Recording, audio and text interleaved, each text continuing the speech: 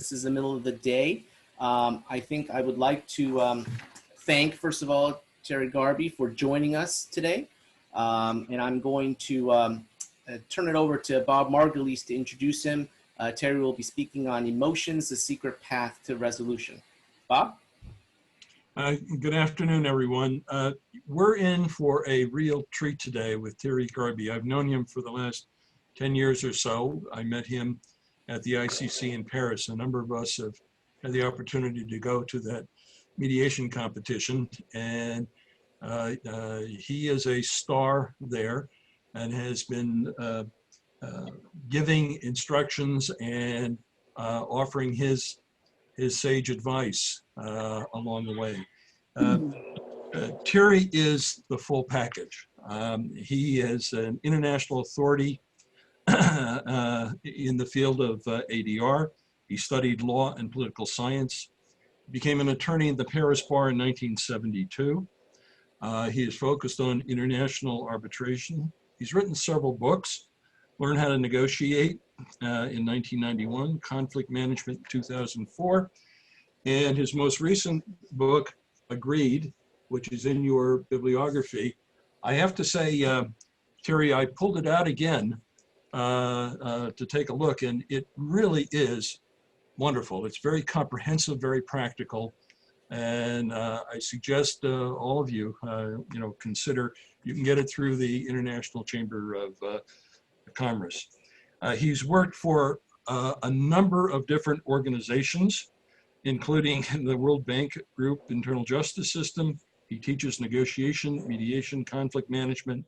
He's done it in France, the United States, England, the Netherlands, Switzerland, Romania, Greece, Egypt, Ukraine, Morocco, Algeria, a number of other universities he's been associated with.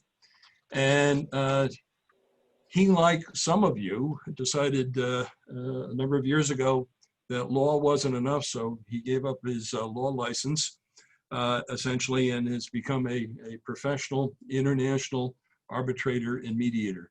He's the founder of an entity called Resolvers. It specializes in ADR, and Resolvers Formation, which is an entity that is teaching. As I've had the opportunity to hear most of this talk before, and as I say, we're in for a treat. So from Gay Paris, I want to welcome Thierry GARBY. Thank you very much, Bob. Actually, I'm not speaking from Paris. I'm speaking from the region of France where the Americans are loved. I'm in Normandy, not so far from the Didet beaches, and here everybody thinks of you with gratitude, to say the least. I'm very honored to speak to you today about a topic which is very dear to my heart. I have to apologize to those of you who have already heard me or read me about this topic, but let me say that what I'm going to try to deliver to you usually takes me a full day, and actually it could take a full month to go into details and deep understanding of everything. So my only ambition today is to raise your attention to a number of points, and I will quote a number of books that you can go to better understand what I'm saying. So our topic is emotion. If I say emotions in mediation, I guess that if I was to ask you what emotions come to your mind, I think I would hear fear, sadness, anger, and so on and so forth. And these would be obstacles to the resolution of the conflict. And very rarely, when I come up with this idea of the role of emotions in mediation, would people come up with ideas such as joy, happiness, comfort, confidence, and so on. So what I would call positive emotions. But here is the key to resolution. to try to help people feel positive emotions so that they feel like resolving the conflict. And let me explain why.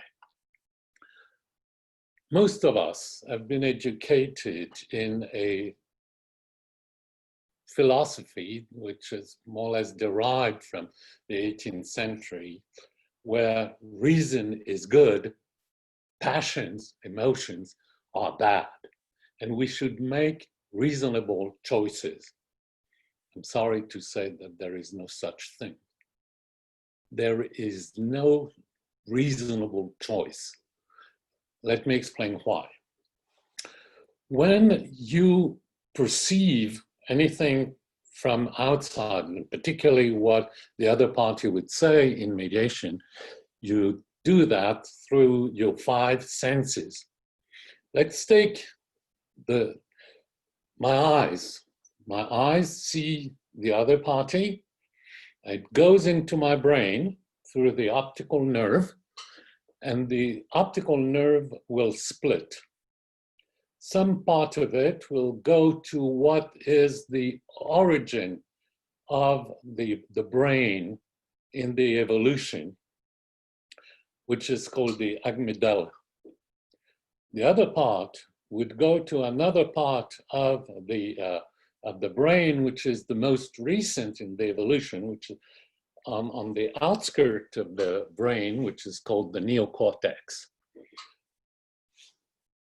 The information will reach the amygdala 1,000th of a second before reaching the neocortex.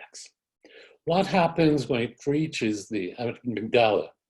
Amygdala will send a positive or negative sign. That could be fear, that could be joy. It's a go, no-go type of information. Then, 1,000th of a second later, it comes to the neocortex, and the neocortex will tell you what it is. What I've heard is an explosion. What I've heard is piano. What I've heard, and so on and so forth. So what is interesting to understand here is 2 ideas. First, there is no information without emotion. Second, emotions come first. Chronologically, emotions come first.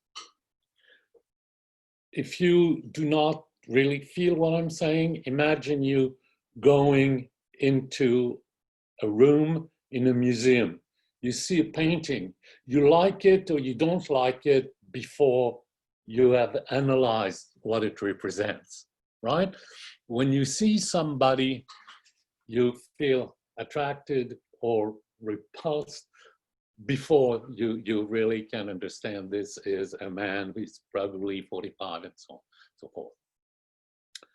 So this is the reason why you cannot deal in mediations or in negotiation without recognizing the emotions. There's more to it. Some people, originally by birth, but in most cases after a trauma of some kind, lose their amygdala. What happens is that they become far more intelligent in terms of computing, in terms of analyzing, in terms of describing, but they become unable to make a decision. If you offer them a beautiful plate of food and a disgusting one, they will explain that this is a beautiful thick steak and carrots and it's warm, and the other one is an old fish. And if you ask them what they want to eat, they cannot make the decision. You may have encountered a number of people like this in your life. I've had this experience in one mediation, which was a post-divorce mediation, where I had the wife was sort of explosive. She was big, she spoke loudly, she was full of enthusiasm or anger, but she was very outgoing. Whereas the husband, who was the one without an amygdala, who is a brilliant engineer in the automotive industry, was sitting there. She spoke for about 20 minutes. When she was over, I asked him, "Sir, what do you think about what your wife just said?" And his answer is, "I don't see what it changes about the figures." Period. And he was unable to make a decision. All decisions were made either by his new wife or by his lawyer. Difficult to negotiate with this kind of people. Now, what it says is that actually we could compare ourselves to an automobile. And if we did, we would say that emotions are the engine and the fuel, the gas. Whereas reason would be the driving wheel. We decide to go left or right. We decide to speed up or slow down, possibly go backward. It helps us control our emotions that can be too strong, but the emotions will be the energy that brings us in a direction and help us make the final decision to agree or not agree. So our question is, if we want to create positive emotions to help people agree, we have to know where these emotions come from. What can do? So as I am French, as you know, let me show you a French image. You see it, ladies? Okay. Well, I would like some of you to tell me what emotions come to their minds when they see this image. Who would like to start? One person? I see Gabby with a big smile, so she probably has something to say. You have to turn your mic on. Well, first of all, I like everything French. Thank you. My favorite places in the world. Well, I like the Boucheron was a familiar name, and the floral reef was very pleasing, so it was a very positive emotion. Okay. Somebody else, I think. Yes, Laura? So I immediately thought expense. Expense. Uh-huh. Anybody else? Jennifer? Your mic's not on.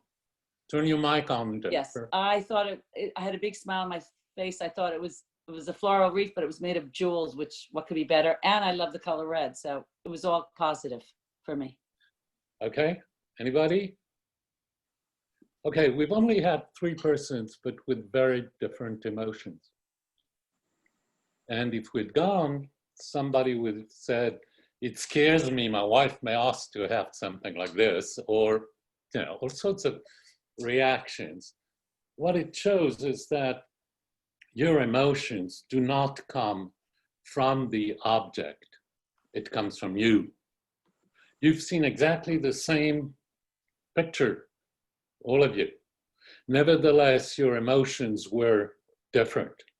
There is not one object in the world, I think, that would make everybody happy or everybody unhappy. You have weird people who feel very happy about things that just scare you or disgust you. So we come to this level, to this idea that, in fact, in any information that you receive, there are 3 levels. One is the information itself. The second is the emotion. This third is the identity. And this is true in what you receive, but it's also true in the information that you send out to others. When I am speaking to you, I send some information that could be on paper, but I've been asked to speak to you here because it sounds different. It would not be the same to read this and to hear me say it. And the big difference is that in what I'm telling you, I am investing myself. I am trying probably to communicate some enthusiasm that I feel about this piece of neurosciences and all the help that it can bring to us as mediators. And I want to probably tell you somewhere in the back of my mind, unconsciously, that I am somebody who's really dedicated to the good resolutions and to hearing people and so on and so forth. So I'm trying to convince you of a number of things. I could also have very negative behavior. When you send a message, you can say something in a positive way or in a negative way. I could say, hey, it's 12 o'clock in New Jersey. It's nice, you're going to have lunch. Or I could say, it's 12 o'clock. It's really early, it's disturbing your day. You know, the tone of my voice will express the emotion. The same sentence, like hello, hello, the tone of my voice totally changes what I'm telling you. This is expressed by that. Now, it's also expressed, and it depends on the civilization you belong to. In some countries, it's also the moves that you make with your face and with your hands. If you go to Italy, they like to speak with their hands. They have all sorts of signs. There's a great book called Speak Italian, which is only about the way you express yourself with your fingers. It's very funny. But this is moves that you do not really consciously, but it's your nerves, your brain that command your smile or your hands and so on. But there are things that you almost never realize, which is the position of your body language, as we say. And this is what expresses your identity. You know, if you're speaking to me and I'm just totally relaxed with that, obviously I'm telling you that I'm not very interested. If on the contrary, I'm leaning forward, I'm fascinated, I'm really interested. I love it, please go on. So you all know now how you have to stand in front of your computer. I will want you to look fascinated. This is very important. You know, let me give you a private anecdote. The first time I went to the United States I was 17, I think. I was staying in a family in North Carolina, a place that you probably all know, called Pinehurst in Southern Pines, the golf resort. I was staying with a family, and at the time, there was no low-cost flights or something. I was not very happy. The culture was so different. It was really difficult for me. And I would have liked to go back, but I couldn't. I was there for 2 months. And I thought, all these people look happy. They live happily. Why don't I feel happy? I should do like they do. And what I did is try to do with my body exactly what people I was talking to were doing. And all of a sudden, I felt totally different. I became Americanized so much that when I came back to France, I registered with an association called France United States and became the vice president. So, you know, this, just through your body, you can understand people. If you watch them, it's difficult when you're involved in your mediation, but if you try to imitate them, you will understand them. And also, as you probably know, if you obviously imitate them, they will realize what they're doing and how they're feeling. Now, if you have somebody who's scratching his head all the time and you start scratching your head all the time, you'll feel, wow, that's bizarre. And he will feel that he's doing it, and this will sort of recenter him or her. It's really men scratch their head, women go with their hair, but I cannot really show you because I've lost a lot of my hair. So these are these three levels. Now, there's been some research work done at the University of California, Palo Alto, to try to understand if there are three levels in any message, what is the most important? The result of this work are not accepted by everybody, but more or less the proportions are are accepted. 17% should be the 7%, excuse me, are information.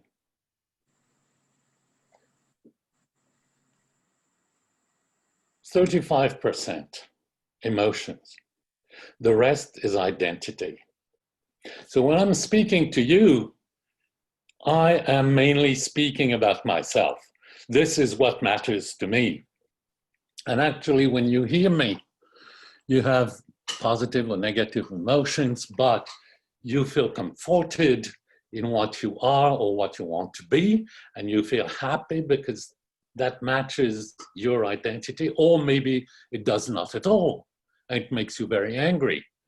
Things should be reasonable, some of you may think, and you're not happy with this kind of message which emphasizes the role of emotions. But you have to know that. As a mediator, you have to know that the key is really satisfying the identity of somebody. And we'll see how to deal with that a little later. How are we doing with time? How much time do I still have? You have about an hour, actually. I have about an hour. You can go up. You can go. Let's put it this way. You can go up to 2 o'clock, assuming that Mr. Barkas doesn't join us, because we were going to do a ceremony for him. Okay. So good. That will give me more time to talk about the ways, the tools to use to try to touch people on what really matters to them.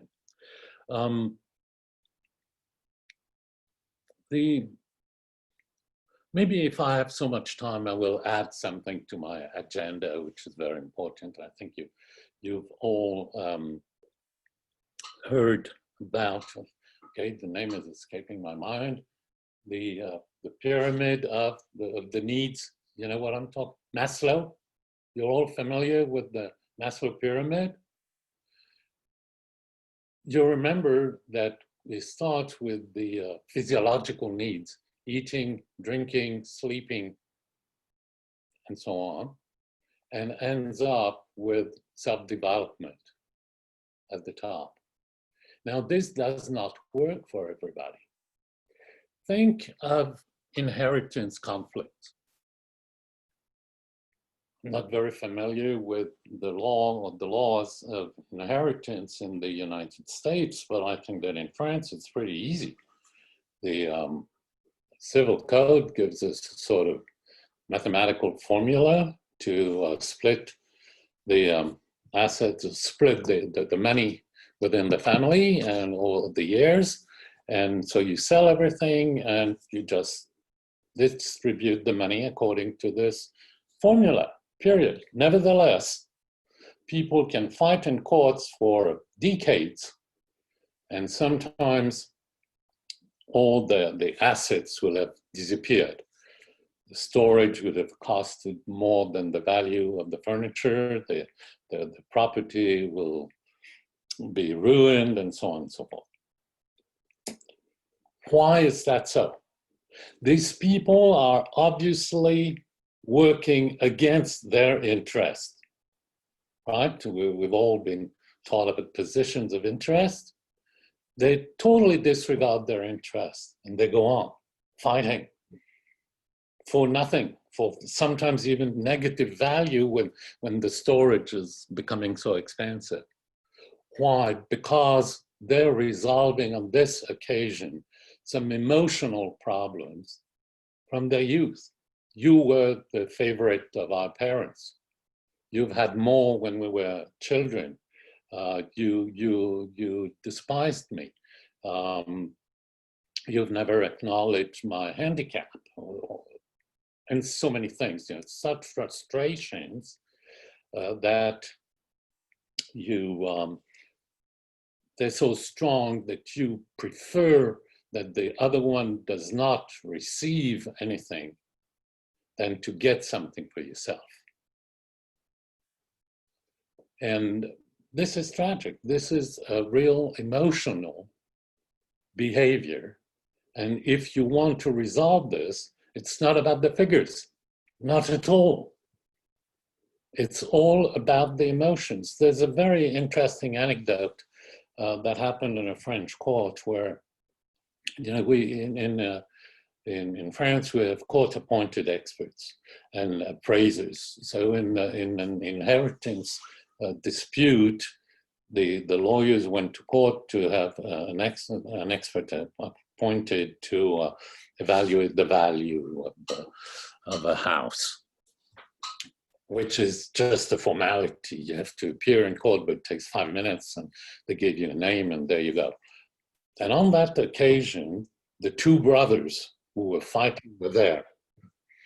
It was a small little house in the suburbs, no real value. Do you still see me? I have something that popped up. Is it okay? Yeah. Okay. The two brothers were there. They were wealthy people. They were 71, and they were fighting about this little amount of money. The judge said, you know, if you're there, why don't you explain to me why you came? And why this does not resolve? It's so simple. Why are you fighting there? And one said, you know, Judge, I'd like to know, because really I've made every possible proposal to my brother, and he has refused them all, and I just don't know what to offer more. He just like refused everything. The judge turned to the other party and said, is it true? Did you refuse everything? Yes. And I intend to go on with any other proposal that he could make. Could you explain why? I said, yes. It's because of this dresser that was in our parents' house. I don't know, what about this dresser?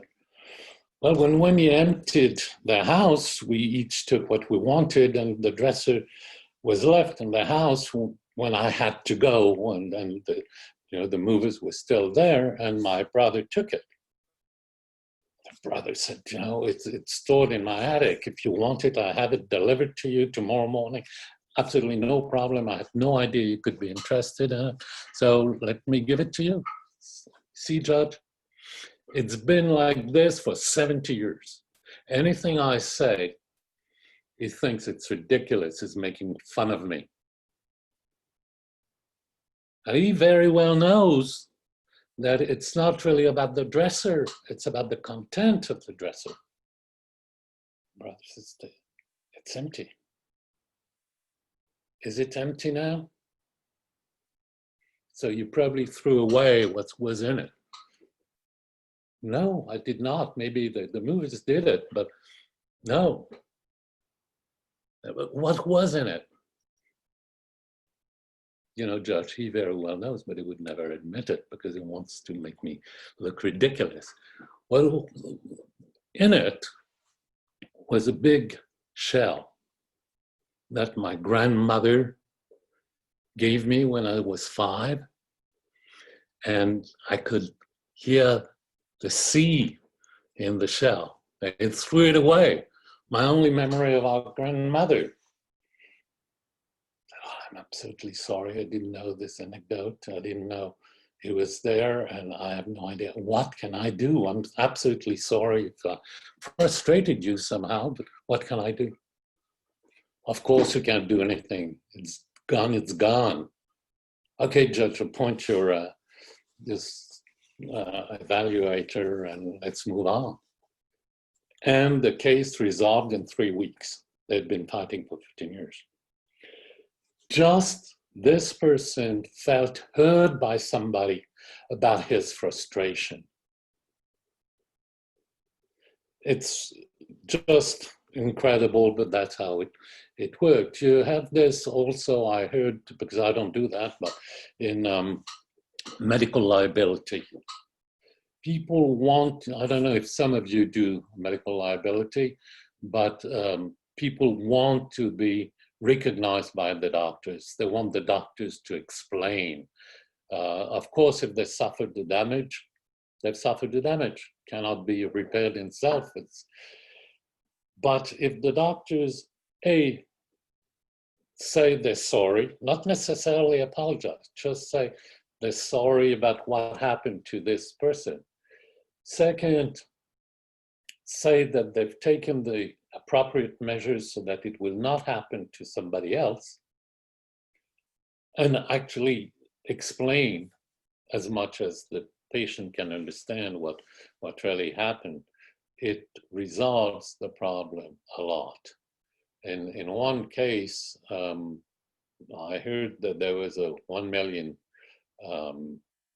claim that was simply dropped once the doctors had accepted it.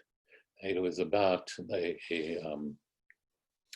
birth of a child that went very, very badly, and following the explanation that was given, the compassion that was showed by the doctors, the lady immediately became pregnant again and had another child. So, you know, there's just a small anecdotes to show how much emotions, positive emotions, can help the resolution of a case. Now, how can you do that? You all know Roger Fisher and William Urey, and their books, Getting to Yes. And you know that there's been a lot of people saying it's good, but they're not taking emotions into consideration. So after that, both of them tried to do so. And I particularly like the one that Fisher did, not with the same partner, but with a guy called Daniel Shapiro. It's called Beyond Reason. I very much encourage you to read Beyond Reason if you have not read it yet. What they're trying to do is to, oh, you have it there, Bob. Well done. You can't see it there. The mission that they give themselves in there is to try to find a number of, I would say, needs that could create positive emotions if they are fulfilled within the negotiation of the mediation or the mediation. It's easy. If you do that, you already create a positive atmosphere for anybody in the world, male or female, any age, any origin, any belief. So it's not aimed at this individual, it's aimed at, it would work with almost everybody, or probably everybody. The first concept is appreciation. Appreciation, what is it? It's the fact that you take into account what people do or say. When somebody has said something in your mediation, or has obviously made an effort to come to, or to whatever, present his case properly, made some calculation, whatever, you just acknowledge it. It is so important. On our mediations, people tend to speak too fast. They don't take the time to acknowledge it. If you, as mediator, do it, but also invite the other party to acknowledge your acknowledgement, or invite them to take into consideration that these people made an effort or said something important, you will create some positive emotion on within this person. The other concept is affiliation. Affiliation is a very complex concept. It's first the fact that we cannot live alone. We need somebody to make our clothes, we need a baker, we need a butcher, we need a grocery store, what have you. We cannot live by ourselves. So self-sufficiency does not exist for an individual. So you have to feel that you're part of a community that will help you with your basic needs. But you need more than that. You also feel the need to be recognized as part of this community. In justice, and particularly on my side of the Atlantic, lawyers dress with their gowns, the English with their wigs, which is just a sort of affiliation. These people whose job is to fight against each other are wearing signs that they're brothers. They belong to the same community. They have things in common. And that creates some positive emotions, because it's also, rejecting the other ones. They're not wearing the gowns, they're just the poor lay citizen, whereas we are the elite. It's even more than that. We need affection. We absolutely need to feel that somebody cares. If you feel that nobody cares for you, you will quickly fall into depression. And to some extent, you need even more than that. You need physical contact. You've probably heard of this orphans in Romania who were kept in some huge orphanage, and nobody ever touched them. And they are suffering terrible psychological disorders that will probably never be cured. Just, we all need a minimum. It also very much depends on the civilization. If you go to in the Middle East, people need to touch themselves. If they don't, when they're speaking together, it means you're not good enough for me. And you have the famous image of the two cowboys, in the sheriff's office with their feet on the desk, and they create a huge space. They're probably like, 10 feet away from each other. And it's good, because I'm in my territory, you're not invading me. It's all right. It's very much a matter of civilization. Nevertheless, they have to create some way to be together. And physical contact is part of it. It may be all the time, it can be rare, but it has to happen. And it's one of the big problems with the lockdown. People who were isolated had this feeling of, a lack. I recently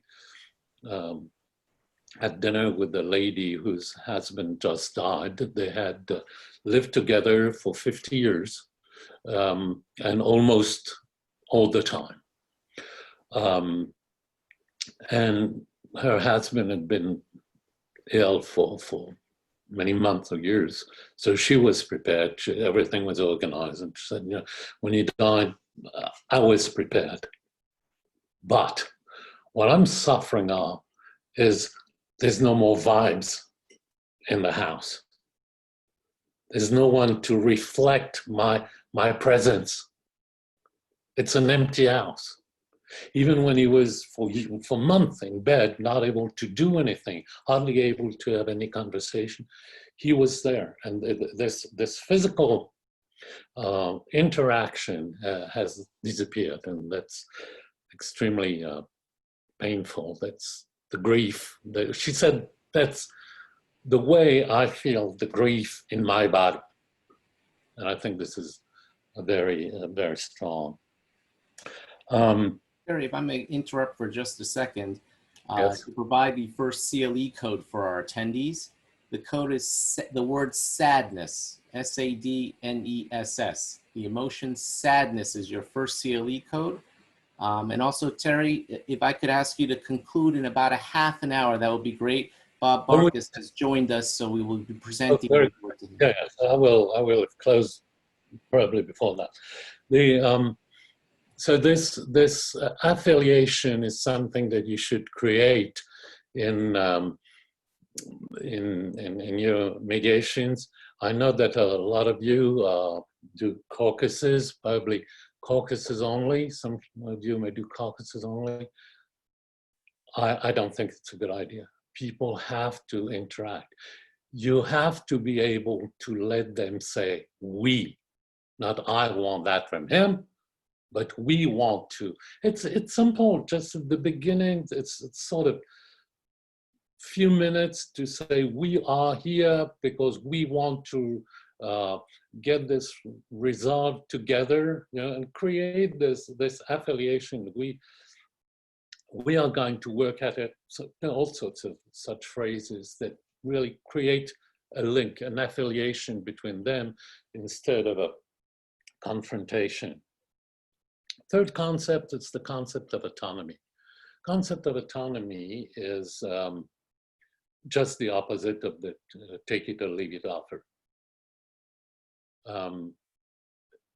Or it's not exactly the opposite. It's the opposite of the pressure.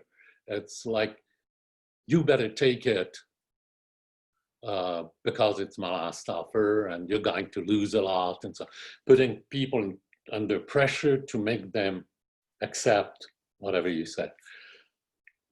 What you should do is just the opposite. Acknowledge their autonomy. They're absolutely free to decide what they want to do or not. If they want to accept a bad offer, it's their freedom. If they want to refuse a juicy offer, it's their freedom. They should accept it. I'm sorry, I have a phone ringing somewhere. I hope it'll stop soon. It's just, imagine that you go to somebody and say, this is my last offer. I've really considered your interest, my interest, and because of this and this and that, this is the good solution, and you should take it. It's said kindly. I've tried to do something that will satisfy you. Nevertheless, when you hear that, your brain, the back of your brain, actually your emotions say, no, how can I escape it? How can I get something better? But if you tell them, I've worked a lot on this, I think that for this and that reason, this is probably the best solution for you and me, but I perfectly understand that you can be of a different opinion. Take your time, have a look at it, and tell me what you think. yes becomes a possibility. The deep brain says, should I or should I not? It doesn't mean they're going to accept, but it gives them a chance to accept. It gives you a chance that they will accept your proposal. And that's why, you know, sometimes caucuses could be good, because instead of having pressure of one party on the other, you can present this with a better acknowledgement and respect of their autonomy. There's a funny point, which is called the status. You're far more informal than we are in Europe, where people like to be called by their title. You don't use titles that much. And in some countries, like if you go to Italy or Germany, everybody has a title. And they want to be acknowledged, their status, by quoting their title.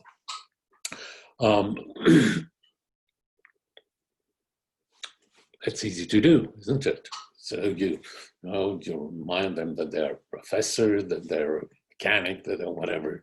But this is not very important. Just do it and simple. What is important is the hidden status.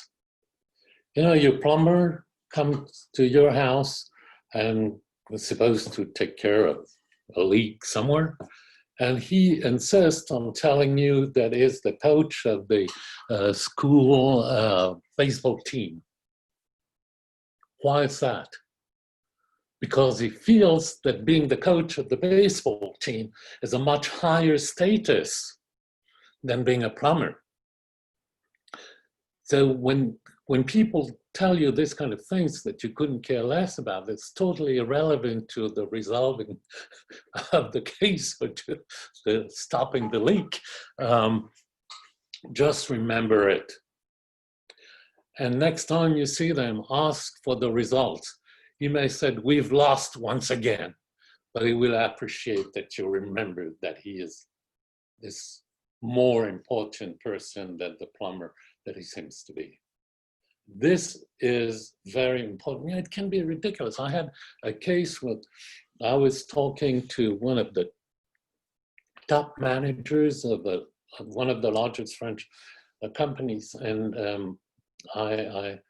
after a few minutes, the guy insisted that he was a member of the board. Could not care less, but he insisted he had to tell me and remind me all the time that he was a member of the board. And the other point that he would value him, because he was really frustrated, he had under political pressure to take care of this case, though he thought he was not at his level. So the other point to value himself in my eyes was to explain that his wife was very rich. And, you know, once we had the first meeting, and I said, well, we need to have another meeting, so maybe we could do it on Fridays. I don't know, Friday.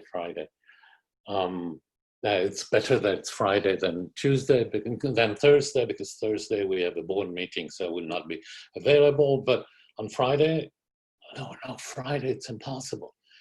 Maybe you know that my wife has one of the best collections of Flemish paintings, and we have to go to Amsterdam to try to buy a painting on that occasion. I'm sorry, I cannot do it. And every time it would repeat the same thing. So after a few times it said that, for the following meetings, I would always ask him what the board was saying about our case, and if his wife had bought the great wines or the paintings, whatever, that showed that she was so rich. And then he was happy, and we had a nice discussion. So that's about the status. And the last point is the role. It's very important that in the elaboration, the creation of a solution, everybody feels that he has a role, he's played a role, has come up with some ideas that have been taken into consideration, and possibly in cases that would simply it would not simply resolve with the payment of a sum of money. If there is some implementation work to do, that everyone is involved or is heard about the implementation. If people are not given a role, they may sabotage the solution that you have found. It was done without my opinion, without my consent, and I'm put aside from the implementation. They don't consider me as, and so on and so forth. So it's a feeling of a disrespect. So how much time do I still have, Theo? About 20 minutes, if you like. You can include questions too. I just want to, I'm not going to go into that, but I want to draw your attention to that. If you want to know this, what I've just said is good for anybody, for the management of your relationship with your parties.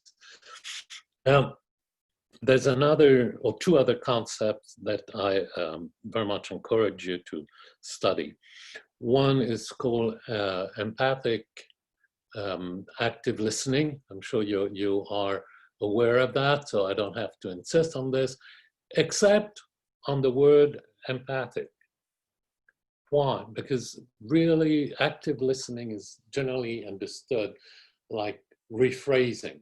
Rephrasing is not enough because it's only information. It's not taking emotions into consideration. So when you do your rephrasing, try to have a final remark on how people feel.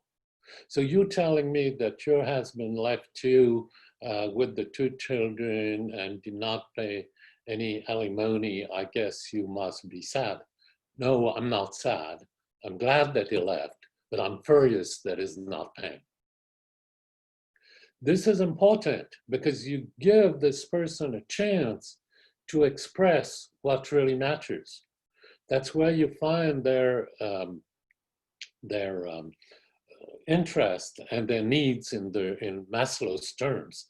You know, the top of the pyramid, which is what matters, what really will bring them to signing or not signing. So I really insist on that. It's, of course, as you all know, Carl Rogers, who's the author who really created this method. The last one is called nonviolent communication. Is everybody familiar with nonviolent communication? Yes? No? Okay, just a few words. The man who invented that is called Marshall Rosenberg. Marshall Rosenberg has written several books. I have them in French, so I wouldn't be able to give you the title, but you'll find them easily in nonviolent communication. The concept of nonviolent communication is formulating what you are feeling or saying about whatever situation in a non-judgmental way. The concept is that if you tell your child, look at what your bedroom looks like. In this, you have several levels of communication. It's based on your observation that, you know, the skates are in the bed. Or, it's based, it means that you are angry, you're tired, depending on the tone of your voice. So your emotion, it also contains a judgment. You're wrong, it's bad that you've not organized the room properly. There's also a concept of you need. When I come back from home, I'd like to have a clean, when I come back from work, I'd like to have a clean home. Or your grandparents are coming for dinner in half an hour, I'd like to have a clean house. And it also contains a request. I would want you to. The important idea is to delete the judgment. So you can simply say, I want to your bedroom, the skates are in the bed, your grandparents are coming for dinner in half an hour, I'd like you to clean your room before they arrive. Okay? There's no judgment. And somehow, if you, depending on the way you say that, but you make the person feel important. You need him, you need her. It's particularly important if you have teenagers, it's also important with your employees. If you value them through the expression of your need for their work or their talents, the skills, you value them. And what was first felt as an aggression will turn positive and encourage people to do whatever you want. Not necessarily whatever you want, but to do things that they would have normally refused to do. So this is just things that I really encourage you to work on.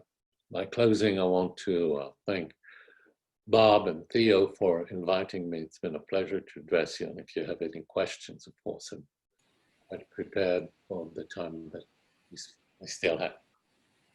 Thank you very much, Terry. We actually do have a couple of questions. Actually, Mike Krieger, if you're on, I think he wanted to ask Terry a little bit about his thoughts on joint sessions. Yes, thank you very much, Theo. So in our work, I hear and find that joint sessions don't have as much validity or are not practiced as much because folks are concerned, for example, in employment situations, which it's not that I don't understand it, but the rationale for not having joint sessions is that maybe the emotions are too high and that kind of thing. But if I understood you correctly through all of your presentation, and I agree with you, a lot of the emotional benefits of mediation aren't achieved unless you do have joint sessions.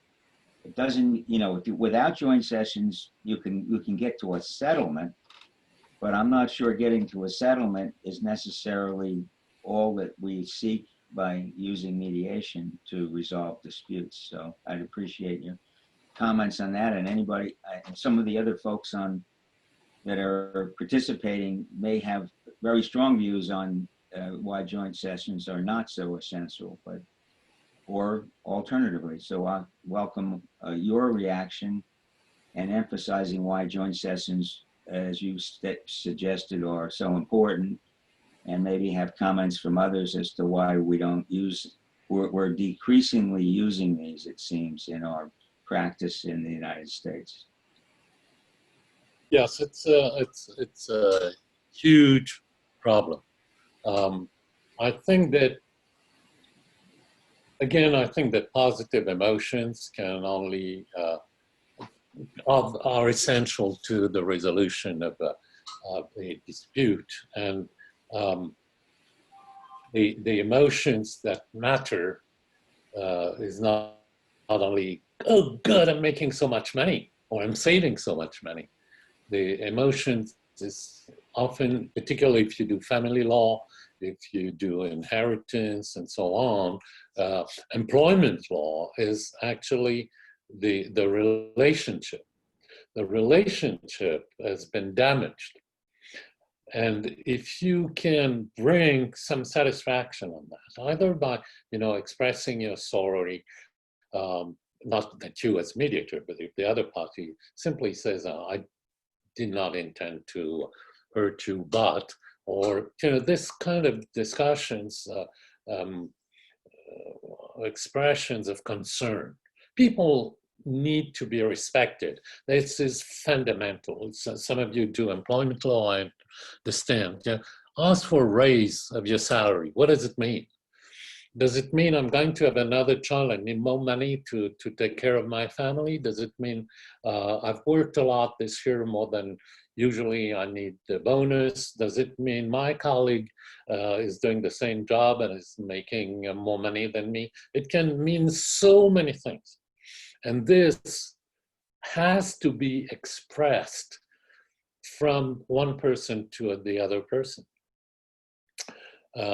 So yes, I'm very much in favor of joint sessions. It doesn't mean that everything has to be done in joint sessions, but I would say that in my practice, joint sessions are the default sessions. And when I feel the need to have a private conversation with parties, I would have this a private conversation, but I will see if in those caucuses some progress has been made.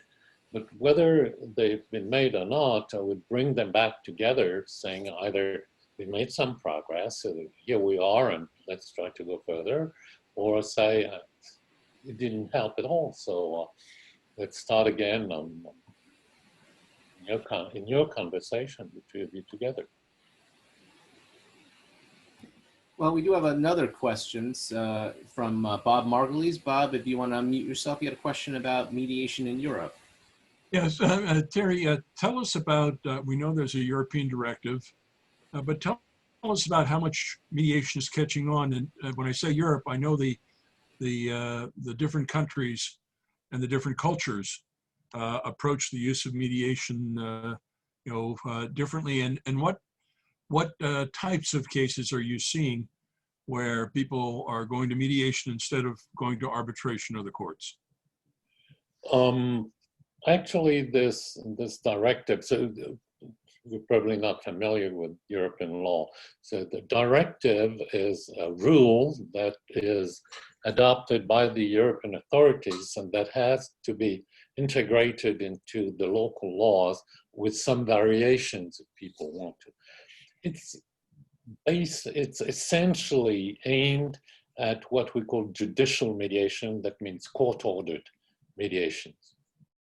So the goal was to invite courts to use mediation as much as possible, and setting a number of rules such as limitation periods would be suspended, mediation would be confidential, and so on and so forth.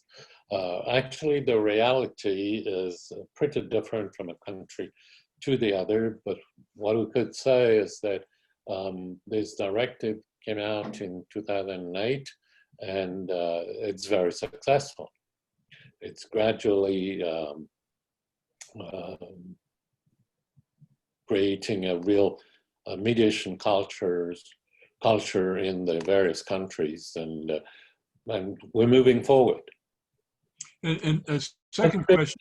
One of the big difference compared to the United States is that most European legal systems are much simpler and therefore far less expensive than the American system. So there is not so much an incentive due to the cost of employing a lawyer, going to court, and so on.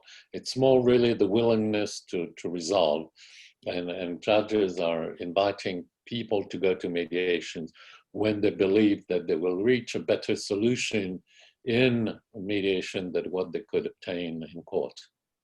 My second question, Thierry, is we're interested in doing much more international work, and we come from a state that has businesses that are global.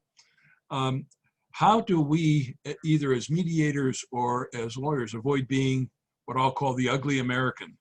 In other words, what can we do to make ourselves more acceptable in dealing, particularly with Europeans? You know that the ugly American was a wonderful person. In the book, he was the best guy, absolutely. So maybe you should be the ugly American. What I mean is, I don't know. I mean, I don't. It's it's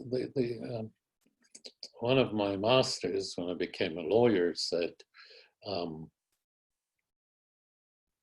the client is permanently repeated miracle. It's just the same about mediation. you're professionals, just like doctors, like lawyers. Most of you are probably lawyers or have been lawyers, and you've created your client base through your relations, through your attending conferences, belonging to clubs, to working in universities, and so on and so forth. And that's how you, I mean, it's just a commercial problem or marketing problem. How do you market yourself? To whom do you talk to? What kind of affiliations do you have with the probably, you know, being so close to New York, you can consider the AAA that has this international, can't remember the name, international disputer. ICDR.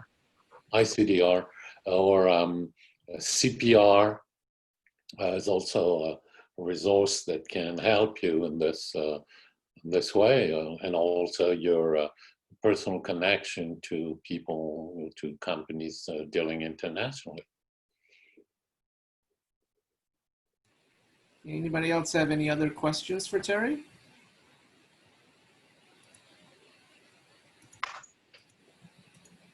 If not, Terry, I want to thank you very much for joining us today. And for those who need CLE credit, the second CLE code is JOY, the emotion joy, J-O-Y.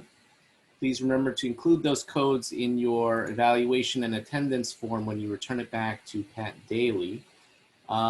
Please don't go though, because we do have a second item on the agenda today. It's the bestowing of the annual J. Dell Award, which is annually presented by the Inn in memory of Richard K. J. Dell, a founding member of our Inn, to a member of an Inn of Court located in New Jersey, who, in recognition of his or her demonstrated civility, professionalism, and excellence and ethics in and service to alternative dispute resolution. Let me now turn it over to Bob Margulies, our Executive Director, to make the presentation this year. Bob? First, I do want to thank Thierry, and I was hawking his book. I really can't tell you, you really should consider going to the ICC website and supporting it. Not for him so much, he doesn't need it out there in Normandy, but for your edification.